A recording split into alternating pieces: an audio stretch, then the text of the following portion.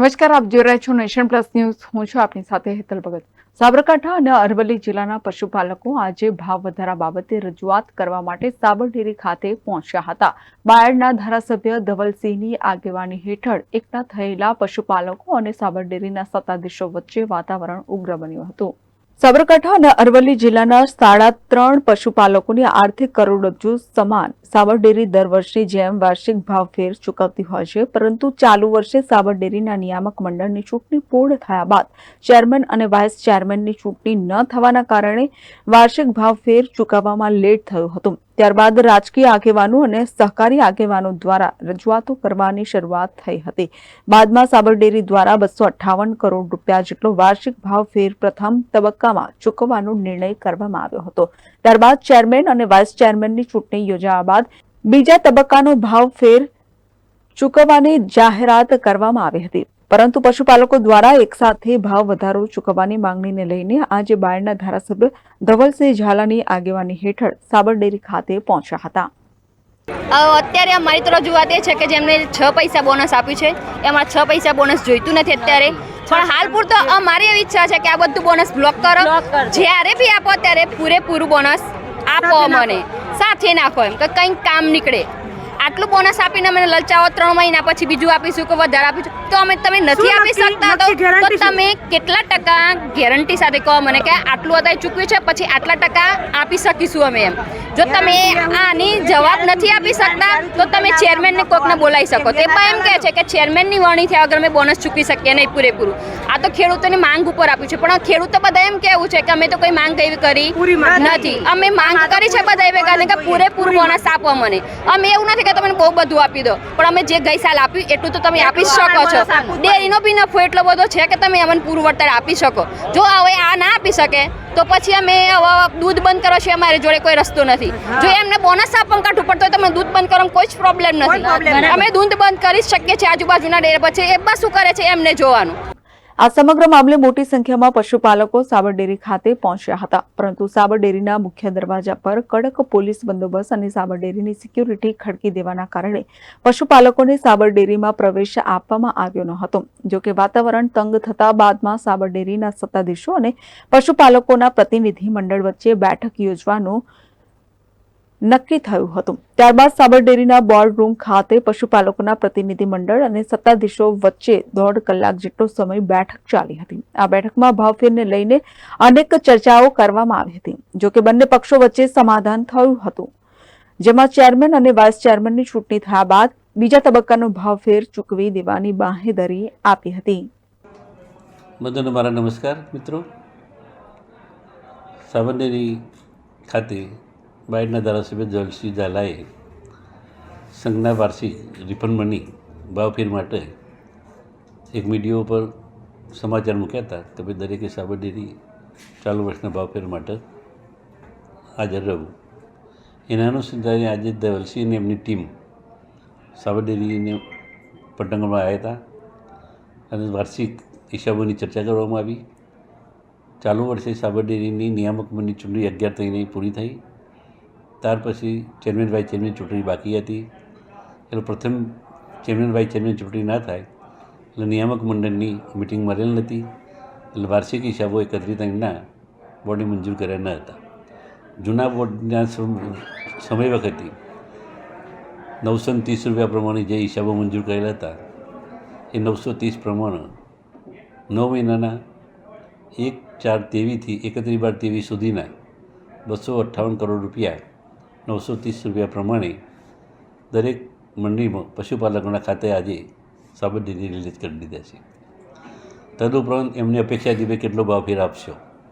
જ્યાં સુધી હિસાબો ફાઇનલ ના થાય, કાલે ફેડરેશનનો હિસાબ ફાઇનલ કર્યો છે, એ વાલો જો આજે આવશે અમારે, અને વાર્ષિક અમારું ઓડિટ પૂરું થાય પછી એનો હિસાબો એજીએમમાં જાહેર કરીને આપણે દર વખતે ચૂકવતા હતા. એ પ્રણાલિકા પ્રમાણે નિયામક મંડળની મિટિંગ નથી થઈ, એટલે વાર્ષિક હિસાબોનું કોઈ ફાઇનલ જાહેરાત કરી નથી, એટલે અમે જાહેર કરી શકતા નહોતા.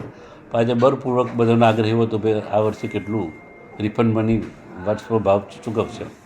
તો ગયા વર્ષે અમે 933 રૂપિયા અમારા પશુપાલકોને કિલો ફેટે ભાવ ચૂકવ્યો હતો. ચાલુ વર્ષે 850 રૂપિયા અમે કિલો ફેટના ભાવ રનિંગ આપી દીધા છે વાર્ષિક.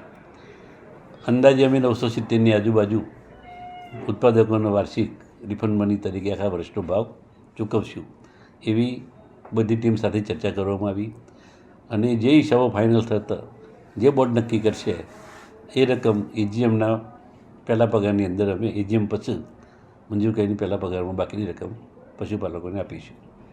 બીજો હપ્તો ક્યારે કેટલા સમયની અંદર ચૂકી દેવો? ચેરમેનની ચૂંટણી થયા પછી એજીએમ બાદ રકમ ચૂકવવામાં આવશે.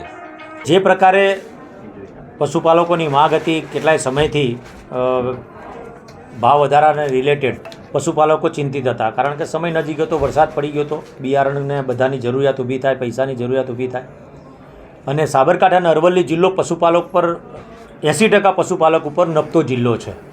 એવા સંજોગોની અંદર જે ભાવ વધારો સરકારશ્રી તરફથી ભલામણ કર્યા બાદ જે ચૂકવવામાં આવ્યો હતો એમાં સરકારશ્રીનો પણ હું આભાર માનું છું, માન્ય સીએમ સાહેબ ભૂપેન્દ્રભાઈ પટેલ અને ફરીથી માન્ય મંત્રી શ્રી જગદીશભાઈ વિશ્વકર્મા સાહેબનો પણ હું આભાર માનું છું. સાથે પશુપાલકોની અંદર એક એવો અસમંજસ હતો, અંદર વિચાર વંટોળ ચાલતો હતો, બધા ખૂબ પરેશાન હતા કે ભાઈ હવે બીજા પૈસા મળવાના છે કે નથી મળવાના.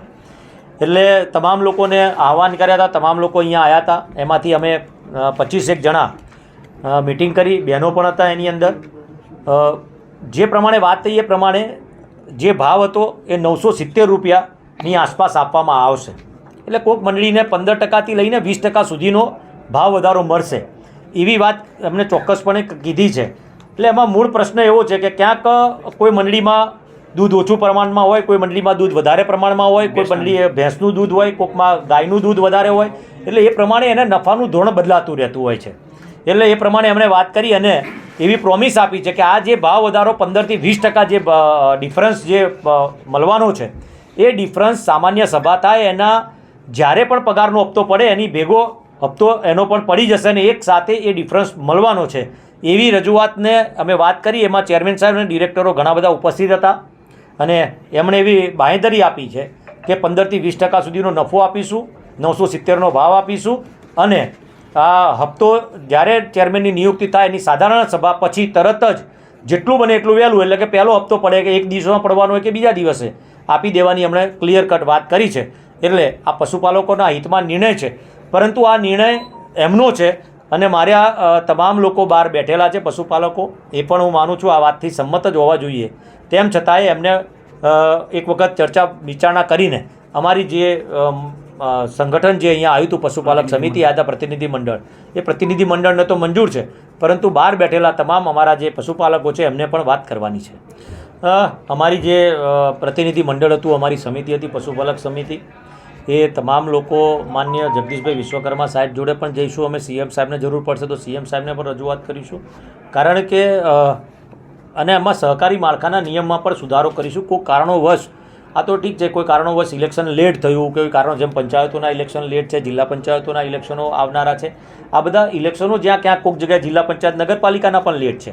એવી રીતે કોઈ કારણોસર લેટ થાય પરંતુ મારો પશુપાલક દુઃખી ના થાય એવા કોઈ નિયમની ચર્ચા વિચારણા પણ સહકાર મંત્રીને કરીશું. અને ઓરલી પણ એક વખત વાત થઈ ત્યારે એમણે એમ કીધું હતું કે ભાઈ સહકારી આખું માળખું કેન્દ્ર લેવલથી બની ગયું છે, તમામ નિયમો આખા કેન્દ્રના બધા જ આખા ભારત દેશના સહકારી માળખાના નિયમો એક સરખા થશે, એક્ટ આખો એક સરખો થશે, એવા સુંદર આયોજન કરવાની પણ વાત છે. એટલે મને વિશ્વાસ છે કે ફરીથી આવા પશુપાલકોને પણ દુઃખી નહીં થવું પડે. પ્રજાલક્ષી વાત કરતાં માન્ય વડાપ્રધાન નરેન્દ્રભાઈ મોદી સાહેબ અને અમિતભાઈ શાહ સાહેબે ચોક્કસથી સહકારી માળખાને હાથમાં લઈ અને જેટલા પણ સુધારા પશુપાલક માટે કરવાના થતા હોય, સહકારી માળખામાં કરવાના થતા હોય, એ કરવા માટે કટિબદ્ધ છે અને એમના હર હંમેશ જવાબ પોઝિટિવ રહ્યો છે. Jitendra Solanki, Nation Plus News, Sabarkantha. સમાચારોના સતત અપડેટ મેળવવા માટે અમારી નેશન પ્લસ ન્યૂઝની યુટ્યુબ ચેનલને સબસ્ક્રાઇબ કરો, બેલ આઇકન દબાવો અને જોડાયેલા રહો ફેસબુક, ઇન્સ્ટાગ્રામ અને ટ્વિટર પર.